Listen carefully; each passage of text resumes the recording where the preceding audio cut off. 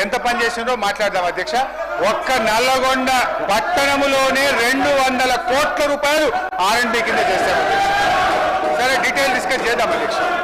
ఇకపోతే అధ్యక్ష ఫైనాన్స్ సంబంధించి గౌరవనీయులు భట్టి గారు నేను ఆగండి భాయ్ హరీష్ రావు గారు సార్ ఒక 15 నిమిషాలు అధ్యక్ష నేను కూడా ఇంటర్వ్యూని అవుతున్నా.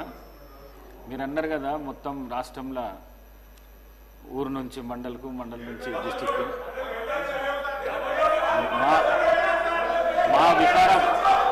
మా వికారాబాద్ జిల్లా లోపట రోడ్లు లేక పిల్లనిచ్చే పరిస్థితి లేదు.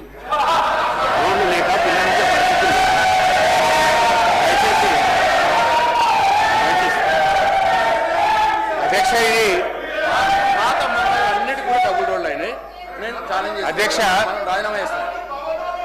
పాత మండలాలు అంటే ఈ మధ్య కొత్తగా ఏర్పడిన మండలాలు మినహా పాత మండలాలు రాష్ట్రంలో ఉండే అన్ని పాత మండలాలకు డబుల్ రోడ్ బీఆర్ఎస్ ప్రభుత్వం వేసింది.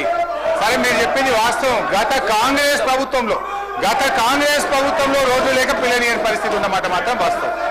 అయితే అధ్యక్ష నేను సరే రోడ్ల మీద చర్చ పెట్టండి అధ్యక్ష, డీటెయిల్ గా మాట్లాడదాం. Let us discuss on finance. Sir Sridhar Babu garu మీరు ఆపాలి సార్, ఇది కరెక్ట్ కాదు సార్. ఫైనాన్స్ మీద ప్లీజ్ గౌరవనీయులు సార్ ఇప్పటికీ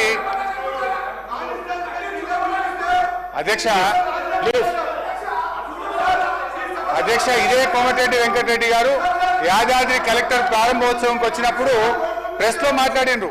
ఇది పక్క రాష్ట్రాల సచివాలయాల కంటే మన కలెక్టరేట్ అద్భుతంగా ఉందని మాట్లాడిన విషయాలు కూడా గుర్తు చేస్తున్నారు అధ్యక్ష. ఇకపోతే అధ్యక్ష ఇప్పటి వరకు వెంకటరెడ్డి గారు 4 సార్లు, ఎల్ఏ మినిస్టర్ గారు 4 సార్లు, భట్టి గారు ఒకసారి, మొత్తం 9-10 సార్లు డిస్టర్బ్ అయింది అధ్యక్ష. నాకు కొద్దిగా డిస్టర్బ్ కాకుండా చూడండి అధ్యక్ష. భట్టి గారు దయచేసి నేను చెప్పే విషయాలు కొంచెం జాగ్రత్తగా విని మీరు క్లారిఫై చేయండి అధ్యక్ష. ఫైనాన్స్ డిపార్ట్మెంట్లో ఇది statement of physical policy to be laid on the table of the Telangana state legislature.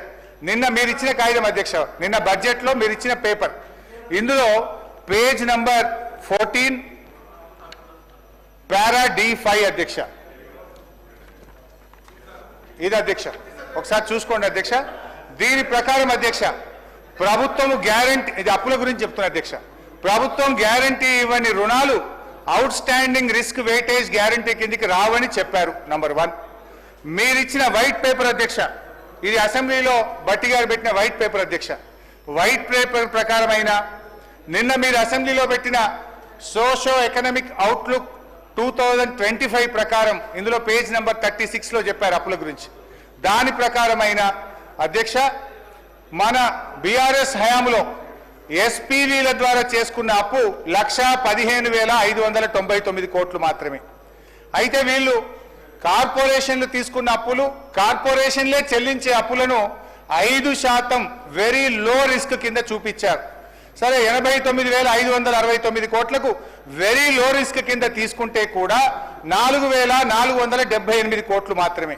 అంటే మీరు చెప్పినటువంటి ఈ బడ్జెట్ బుక్ ప్రకారం ఫిజికల్ మేనేజ్మెంట్ కింద మీరు చెప్పిన దాని ప్రకారంగా ఫామ్ D5 ప్రకారంగా బీఆర్ఎస్ ప్రభుత్వం యొక్క ఎస్పీవీల ద్వారా చేసిన అప్పు 1,20,077 కోట్లు మాత్రమే. ఇకపోతే బీఆర్ఎస్ 5 ఏళ్ల కాలంలో చేసిన FRBM అప్పు 3,01,897 కోట్లు. అంటే దీనికి కార్పొరేషన్ అప్పు కూడా జత చేస్తే మొత్తం బీఆర్ఎస్ ప్రభుత్వ హయాంలో చేసిన అప్పు 4,22,674 కోట్లు. ఇదే సభలో పోయినసారి అప్పుల మీదనే మాట్లాడుతూ 4,17,000 మాత్రమే చెప్పాను. ఇప్పుడు 4,22,000 ఎందుకు తీసుకున్నా? సరే మీరు నిన్న పెట్టినటువంటి ఈ స్టేట్మెంట్ ఆఫ్ ఫిజికల్ పాలసీలో 5% రిస్క్ ఉంటుంది అన్నారు కనుక అది కూడా కలిపితే 4,22,000 కోట్లు మాత్రమే బీఆర్ఎస్ ప్రభుత్వం చేసిన అప్పు. నేను ఈ డాక్యుమెంట్ కూడా భట్టి గారికి పంపిస్తే ఈ స్టేట్మెంట్ కూడా వారు చూసి క్లారిఫికేషన్ ఇవ్వమనండి అధ్యక్ష. నేను దయచేసి మీ ద్వారా కోరేది, ఈ బట్టగాల్చి మీదేసి దివాలా అనే దిక్కుమాలిన ప్రచారం చేస్తే అది రాష్ట్రానికి నష్టమైతుంది. కేవలం బీఆర్ఎస్ మీద బురదలనే ఉద్దేశంతో అప్పుల లెక్క చూపొద్దని ముఖ్యమంత్రి గారు, ఇతర మంత్రులు, ఫైనాన్స్ మినిస్టర్ గారిని మనవి చేస్తున్నా.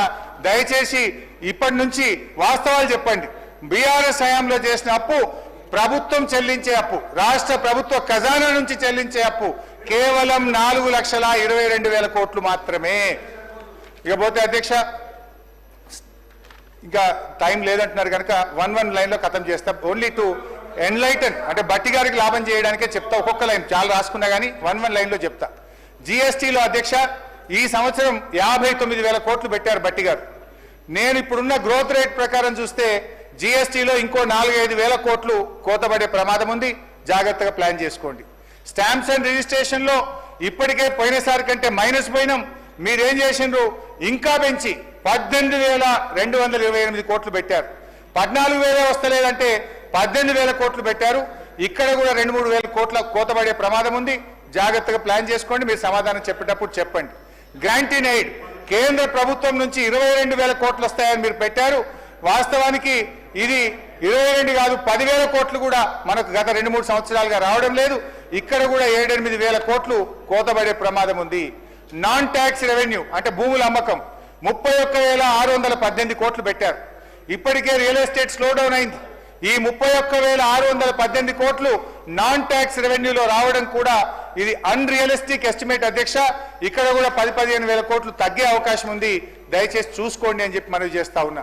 అంటే బడ్జెట్ అంచనాలు అధ్యక్ష, మీరు 2024-25లో పెట్టిన దాంట్లో 60-70 తక్కువ వస్తుందని ముఖ్యమంత్రి గారే చెప్పారు. మళ్ళీ ఈ సంవత్సరం పెంచి 3,04,000 కోట్లు పెట్టారు అధ్యక్ష. అంటే నేను ఆ రోజు కూడా చెప్పిన 24-25లో మీరు పెట్టింది వాస్తవిక బడ్జెట్ కాదు అని ఆ రోజు చెప్పిన. ఇవాళ కూడా చెప్తున్నా 2025-26లో మీరు పెట్టిన 3,04,000 కోట్ల రూపాయల బడ్జెట్ ఇది అవాస్తవిక బడ్జెట్ తప్ప ఇది రియలిస్టిక్ గా లేదు అని చెప్పి మీ ద్వారా నేను వారికి తెలియజేస్తున్నా అధ్యక్ష. ఇకపోతే అధ్యక్ష, అరే చేస్తా భాయ్ సార్ చేస్తున్నా అధ్యక్ష. అధ్యక్ష, వీరి నాయకుడు రాహుల్ గాంధీ గారు మొహబ్బత్ కా దుకాన్ అని దేశమంతా తిరుగుతున్నారు. చాలా మంచి మాట, వి ఆల్సో అప్రిషియేట్. కానీ అధ్యక్ష, రాష్ట్రంలో రేవంత్ గారి పాలనేమో నఫరత్ కా మకాన్ గా మారిపోయింది అధ్యక్ష. తెలంగాణలో ఇందిరమ్మ రాజ్యం వస్తుందంటే జనం ఏమనుకున్నారు అధ్యక్ష, మంచి లాభం అయింది అనుకున్నారు. కానీ ఇవాళ ఎమర్జెన్సీ నాటి పరిస్థితులు, నిర్బంధాలు, అణిచివేతలు కనబడుతున్నాయి. 7వ గ్యారంటీగా ప్రజాస్వామ్య హక్కులు కల్పిస్తామని చెప్పారు. 6 గ్యారంటీలకు ఏమైందో కానీ 7వ గ్యారంటీ మాత్రం అధ్వాన్నమైనటువంటి గతి పట్టింది అధ్యక్ష. ప్రశ్నిస్తే అరెస్టులు, నిరుద్యోగులు నిలదీస్తే లాఠీ చార్జీలు, మా భూముల్లో ఫార్మా పెట్టొద్దంటే లంబాడి బిడ్డలపై లాకప్ హింసలు, లంబాడి రైతులకు బేడీలు, ఉస్మానియా యూనివర్సిటీ విద్యార్థులు నిరసన చేసే హక్కును కూడా ఈరోజు తొలగించారు అధ్యక్ష. ఎన్నికల ముందు ప్రజలారా స్వేచ్ఛగా పోరాడండి అన్నారు. ఇప్పుడేమో మాట్లాడితే ప్రతి వారిని చావుగొట్టే పరిస్థితి ఉంది అధ్యక్ష. నేను ఒక్కటే చెప్తున్నాను అధ్యక్ష, ఇవాళ పసిపిల్లలు తమ పుస్తకాలు తీసుకొని ఇవ్వకుండా ఇండ్లు కూలగొడుతున్నారు. లైబ్రరీలో చొరబడి పోలీసులు విద్యార్థుల వీపులు వాసేదాకా కొడుతున్నారు అధ్యక్ష. శాసనసభ బయట ప్రశ్నిస్తే జైళ్లలో పంపిస్తుండ్రు, శాసనసభలో ప్రశ్నిస్తే సస్పెండ్ చేసి బయటకు వెళ్ళగొడుతుంది అధ్యక్ష ఈ ప్రభుత్వం. అధ్యక్ష, ఇవాళ రేవంత్ రెడ్డి గారిని ఎన్నుకున్న ఒకే ఎర్రర్ ఇవాళ ఈ రాష్ట్రంలో టెర్రర్ గా చూపిస్తున్నటువంటి పరిస్థితి ఉంది అధ్యక్ష. ఈ రాష్ట్ర క్రైమ్ రేట్ అధ్యక్ష నేను చెప్పలే, రాష్ట్ర డీజీపీ గారే చెప్తున్నారు. ఈ రోజు రాష్ట్రంలో శాంతి భద్రతలు క్షీణించినాయి. గత సంవత్సరం కంటే 24% క్రైమ్ రేట్ పెరిగిందని మీరు పెట్టుకున్న డీజీపీ గారే ఈ రోజు చెప్తా ఉన్నారు అధ్యక్ష. లాస్ట్ అధ్యక్ష 5 నిమిషాలు ముగిస్తా. 5 నిమిషాలు 5 మినిట్స్ అధ్యక్ష. హరీష్ రావు గారు నేను ముగిస్తున్నా అధ్యక్ష. Just 5 minutes I'm concluding 5 minutes అధ్యక్ష. కొన్ని మంచి సూచనలు ఇచ్చి ముగిచ్చేస్తా అధ్యక్ష.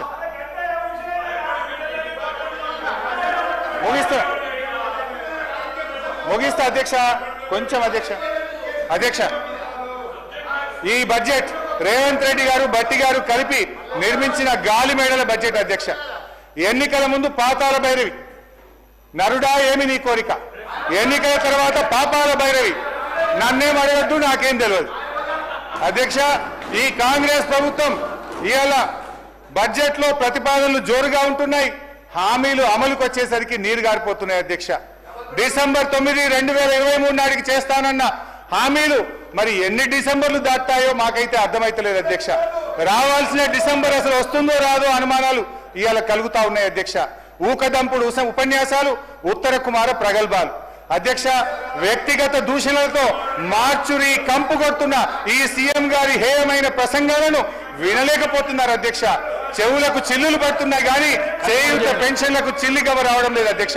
అధ్యక్ష, ముఖ్యమంత్రి గారు ఇదే అసెంబ్లీలో అధ్యక్ష ఏమన్నారు అధ్యక్ష, ఒక్కనొక్కని తోడుకలు తీస్తా, బట్టలిప్పి రోడ్డు మీద తిప్పుతా అని ఈ సభలో ముఖ్యమంత్రి గారు చెప్పారు అధ్యక్ష. అధ్యక్ష, నిండు సభలో చైర్ను ఉద్దేశించి చెప్పగల ఈ ముఖ్యమంత్రి గారికి ఎంత గొప్ప సంస్కారం ఉందో ఒక్కసారి ఆలోచించండి అధ్యక్ష. సంస్కారానికి ఆస్కార్ అవార్డు సార్ ఆల్మోస్ట్ 2 గంటలు మాట్లాడారు హరీష్ రావు గారు. సార్ ఏ సందర్భంలో వారు మాట్లాడారో వారికి కూడా తెలుసు. ఏ సందర్భం పురస్కరించుకొని ముఖ్యమంత్రి గారి కుటుంబం పైన, లేకుంటే గౌరవ శాసనసభ్యులకు సంబంధించిన కుటుంబాల పైన, లేకుంటే ప్రతిపక్షాలకు సంబంధించిన కుటుంబ సభ్యుల పైన మాట్లాడుతూ ఉన్న కొన్ని సోషల్ మీడియా ఛానల్స్ కు సంబంధించిన అంశం విషయంలో మాట్లాడటం జరిగింది. ఈరోజు మేము చెప్తా ఉన్నాము, చట్ట పరిధిలోనే ఏ యాక్షన్ అయినా ఉంటుంది అధ్యక్ష. రాజ్యాంగ పరిధిలో పనిచేస్తూ ఉంటుంది చట్టసభ. ఈరోజు సీఎం గారికి సంబంధించిన వారు చేసిన వ్యాఖ్యలను తప్పుదారి పట్టించడానికి ఈరోజు హరీష్ రావు గారు చాలా పకడ్బందీగా ఒక వ్యూహరచనతో ఏ విధంగా మాట్లాడితే సూచనలను చెప్పుకుంటూ విమర్శలు చేస్తూ ఉన్నారు. సూచనలను చెప్పుకుంటూ విమర్శలు చేస్తూ ఉన్నారు సార్. ఒక్క సూచన చేసి 10 విమర్శలు చేస్తూ ఉన్నారు. నేను ఈరోజు మేము చెప్తా ఉన్నాం అధ్యక్ష, ప్రతి అంశానికి కూడా సమాధానం ఉంది. మా డిప్యూటీ సీఎం గారు తప్పకుండా సమాధానం చెప్తారు. మేము కూడా ఓపికతో కూర్చున్నాం అందరం. ఒక్కసారి కూడా స్పష్టంగా వేరే మాట్లాడలేదు. మేము సభా సమయానికి సంబంధించిన అంశం విషయంలో మాట్లాడుతూ ఉన్నప్పుడు ఎందుకు సార్ సబ్జెక్ట్ ఉంటే సబ్జెక్ట్ మేము మాట్లాడి క్లోజ్ చేయమని చెప్పండి సార్. క్లోజ్ అయిపోయింది, 2 అవర్స్ అవుతుంది సార్. ఇది సార్ మొట్టమొదటిసారి మాకు ఎప్పుడైనా 2 అవర్స్ ఇచ్చినా సార్ అక్కడ కూర్చుంటే, మాకు ఎప్పుడైనా 2 అవర్స్ ఇచ్చినా మాకు 1 అవర్ కూడా ఇవ్వలే, 10 నిమిషాలు కూడా ఇవ్వలే, 10 నిమిషాలు కూడా ఇవ్వలేదు సార్. అక్కడ కూర్చుంటే మేము అదే సీట్లో కూర్చున్నాం. నేను, పట్టి గారు, సీతక్క గారు, జగ్గారెడ్డి గారు, మా పోడం వీరన్న గారు, మా రాజగోపాల్ రెడ్డి గారు. ఒక్క 5 నిమిషాలు ఇస్తే 10 నిమిషాలు ఇంటరప్షన్స్ వస్తున్నాయి. 2 అవర్స్ ఇచ్చి మీరు పెద్ద హృదయంతో, మేము కూడా పెద్ద హృదయంతో మీరు ఇచ్చే సూచనలు విందామని ఆలోచన చేస్తే ఇష్టారాజ్యం విమర్శలు చేస్తూ పోతా ఉన్నారు అధ్యక్ష. దయచేసి వారికి ఇచ్చిన సమయం ఎక్కువ తీసుకున్నారు. క్లోజ్ చేసి మా గౌరవ సభ్యులు చాలా మంది కూడా మాట్లాడుతుంది అధ్యక్ష. దయచేసి వారికి మా సంఖ్య ప్రకారం మాట్లాడతారు. హరీష్ రావు గారు 1 మినిట్. సభానాయకుడు సభలు లేనప్పుడు ప్రస్తావించడము సరైన పద్ధతి కాదు. ఒకటి. రెండవది, ఈ చర్చ బడ్జెట్కు సంబంధించిన చర్చ కాబట్టి ఇతర అంశాలను తీసుకురాకుండా దయచేసి ఈ సభా మర్యాదలను కాపాడండి. ప్లీజ్ కన్క్లూడ్ చేయండి. Thank you speaker sir. అంటే నేను కూడా ఏం ఆరోపణలు చేయలేదు అధ్యక్ష. వారు సభలో అన్న మాటను ఉచ్చరిస్తూ మాట్లాడాను. సంస్కారం అనేది ఎంత గొప్పగా ఉందని చెప్పే ప్రయత్నం చేసిన, అసలు సంస్కారానికి ఆస్కార్ అవార్డు లేదు కానీ ఉంటే గింటే అది గౌరవ ముఖ్యమంత్రి గారికి ఇవ్వచ్చు అని చెప్పే ప్రయత్నం చేసిన అధ్యక్ష. అంతకుమించి అధ్యక్ష, నేను ఒకటే అంటున్నా అధ్యక్ష, వీళ్ళు అధికారంలోకి వచ్చి 16 నెలలు అయింది అధ్యక్ష. ఎంతసేపు బీఆర్ఎస్ ను తిట్టుకుంటా, ఎంతసేపు ప్రతిపక్ష నాయకుడి మీద ఆడిపోసుకుంటేనే కాలం గడుపుతారు అధ్యక్ష. ఇవాళ ప్రజలు ఏమంటున్నారు అధ్యక్ష, ఇంకా ప్రతిపక్ష నాయకుడినో బీఆర్ఎస్ ను తిట్టడం మానండి, మీ హనీమూన్ పీరియడ్ అయిపోయింది, 2వ బడ్జెట్ ను కూడా ప్రవేశపెట్టారు, మీరు ప్రజలకిచ్చిన హామీలు అమలు చేయండి మహాప్రభు అని రాష్ట్ర ప్రజలు మిమ్మల్ని కోరుకుంటా ఉన్నారు. నేను కోరేది ఒక్కటే అధ్యక్ష, ఇలా మీరు పూర్తి స్థాయిలో పెట్టగలిగే బడ్జెట్లు 4, అలా 2 అయిపోయినాయి, అంటే సగం అయిపోయినాయి. ఇక 2 బడ్జెట్లు ఉన్నాయి. అయితే మిగిలిన 2 కూడా ఇట్లనే మీరు పుణ్యకాలం ఇట్లనే చేస్తే కరిగిపోతుంది అధ్యక్ష. దయచేసి ఇప్పటికైనా ప్రజలకిచ్చిన హామీలు అమలు చేయండి. ఇవాళ మీరు ఈ ప్రతికూల పాలసీలు, ప్రతీకార రాజకీయాల వల్ల రాష్ట్ర ఆర్థిక వృద్ధి రేటు మీద నెగటివ్ ప్రభావం చూపుతా ఉంది. రాష్ట్ర ఆదాయం తగ్గుతా ఉంది. ఇప్పటికైనా మేల్కొనకపోతే రాష్ట్రం ముందు మరింత గడ్డు పరిస్థితిని ఎదుర్కోవాల్సిన పరిస్థితి ఏర్పడుతుంది. జనరల్ ఏమంటారు అధ్యక్ష, రాజ్యం అసమర్థమైందిగా మారినప్పుడు ప్రజలపైన అణిచివేత ప్రయోగిస్తుంది. ఇవాళ ఈ ప్రజల అనుభవంలో ఏముందంటే ముఖ్యమంత్రి గారి తిట్లు, పోలీసు వాళ్ళ కోట్లు, అక్రమ కేసులు తప్ప ఏం కనబడతలేవు అధ్యక్ష. కేసీఆర్ గారి పాలనలో ప్రజా సంక్షేమాన్ని అభివృద్ధిని చవిచూస్తుంటే మీరు కొత్త ఆశలు రేపారు.